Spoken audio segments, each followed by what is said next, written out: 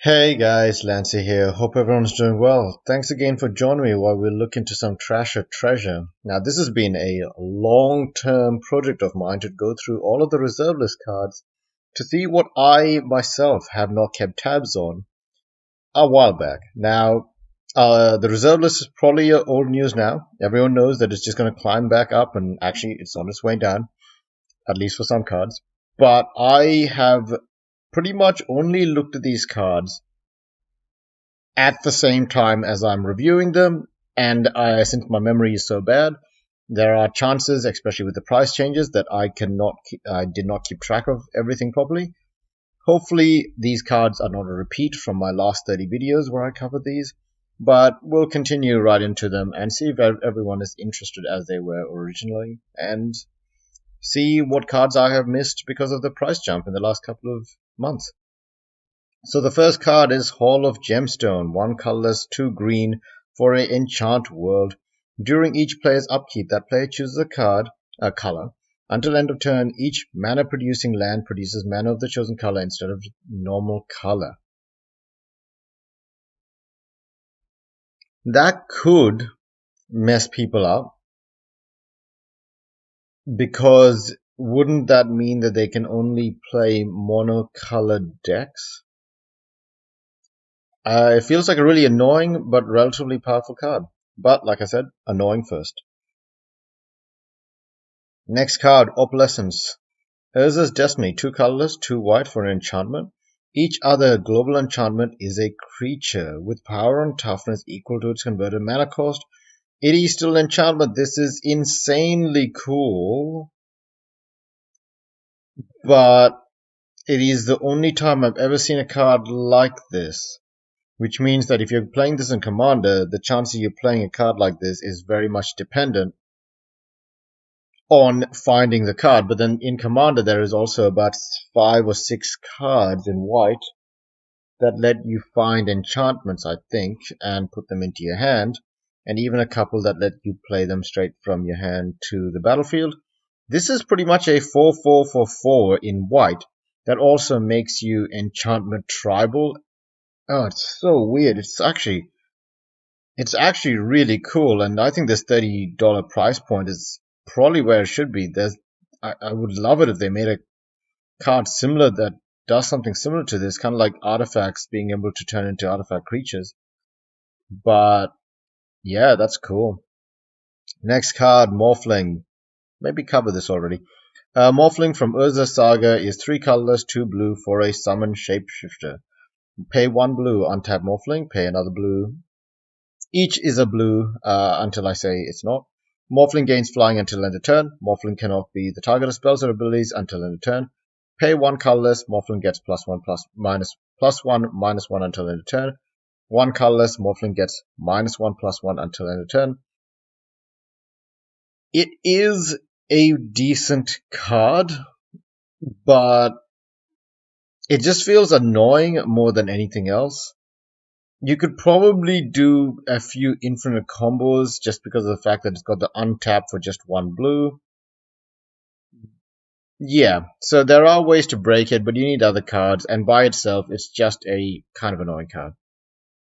Elderspawn, 4 colorless, 3 blue for a spawn. Elderspawn cannot be blocked by red creatures. Sacrifice one of your islands during your upkeep, or Elderspawn does 6 damage to you and is dead. I think it's meant to be like an octopus. This card has climbed from $8 up to $32 or so. Quite an insane jump from Legends. I think the fact that it's in Legends helps. It is okay against red decks, but it's nothing to write home about. Haunting Winds from Antiquities, 3 colorless, 1 black for an enchantment. Each time an artifact in play is tapped or its activated ability is paid, or its activation cost is paid, Haunting Wind deals 1 damage to that artifact's controller. It is not triggered by continuous artifacts. Cool. 4 mana seems a bit expensive. If an opponent is playing an artifact heavy deck, this could be decent enough to put in your deck, but not as useful as many people would think. Moving on. Centennial Druid from Antiquities. 1 colorless, 1 green for a 1/1 Druid. Druid gains +1/+1 counter each time an opponent casts an artifact. So every artifact someone plays, casts, this guy gets a +1/+1 counter. It is unfortunate, but because most times artifacts are not cast, they are created as tokens in a lot of artifact decks and then used for other stuff. Especially in most of my decks. If you're playing an artifact heavy deck, this guy could become quite large, but he is still a creature. So yeah, nothing crazy. Bubble Matrix from Weatherlight, 4 colorless for an artifact. All damage dealt to creatures is reduced to 0. Pretty amazing. Wait a second. For how decent this card is, why is it not doing well?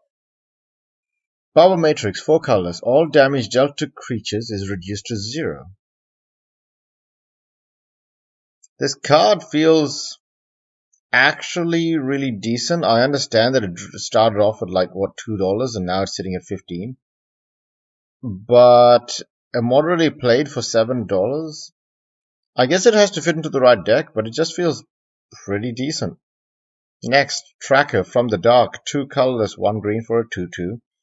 Pay 2 green, tap. Tracker does an amount of damage equal to its power to target creature. Target creature does an amount of damage equal to its power to Tracker. Cool. It's a fight mechanic. Is he a human? He's a human. Not bad. The human helps, but the fact that he's already sitting at $10 does not. Apparently, a certain version of this card sold at $38. Poor guy. It does look like it's flatlining at $15. We'll have to see what happens in the next couple of weeks. Carnival of Souls from Urza's Destiny. 1 colorless, 1 black for an enchantment. Whenever a creature comes into play, you lose 1 life and add 1 black mana to your mana pool. Really, really good. I mean, you can kill yourself as well, but that's kind of what black does. But this is pretty much rampant black for 2 mana. Pretty good. You are paying mana to begin with, but it does say whenever a creature comes into play, which means if you produce 6 tokens in 1 turn, you can make 6 black mana for no cost of mana from your lands. You take 6 damage. I still feel like this card is pretty good in certain kinds of deck. Ephemerous Enchantress from Visions, 1 colorless, 1 white, 1 green for a 1/2 summon Enchantress. Whenever an enchantment is put into any graveyard from play, draw a card. Pretty decent. Pretty decent. You can protect all your enchantments, I guess, for a little bit. Why do I even have that ad? Yeah, so I feel like this is actually pretty decent. And that's the last one. Thanks again, guys, and have a good one. I will try to finish off the rest of the reserve list, even if my ADHD brain will not allow me to. Thanks again, and see you later.